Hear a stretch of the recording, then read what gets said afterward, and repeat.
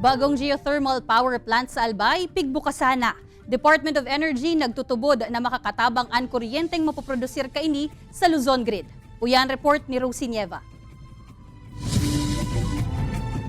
Sarong bagong geothermal power plant na mataunin dagdag na renewable energy capacity sa Bicol Region ang piglunsar sa barangay Nagot Kutma nito Albay. Iniyan Palayan Binary Geothermal Power Plant kang Energy Development Corporation. Kakaiba man ang bagong power plant hulita imbes na magamit nin steam gikan sa geothermal source ang patapon ng tubig na dapat kutaan na ibabalik na sa ilarom kandaga ang napapakinabangan pa kung sa inang init kaini ang nagagamit para magana ang turbina na nagpuproduce ng kuryente.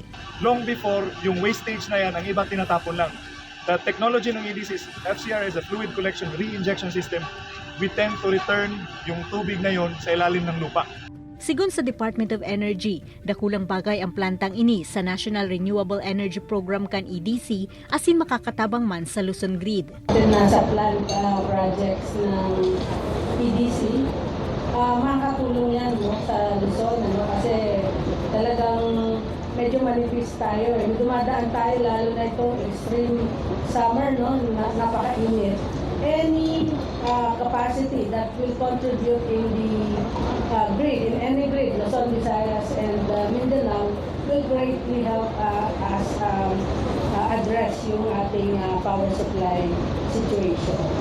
Nagtutubod man ang EDC na maabot ang panahon na mas pipiliun na kan publiko ang renewable sources of energy. During the time na nagkaroon ng Ukraine crisis, nag-umpisa yan, nag-triple, times 4 yung presyo ng ibang technology, pero yung geothermal constant lang.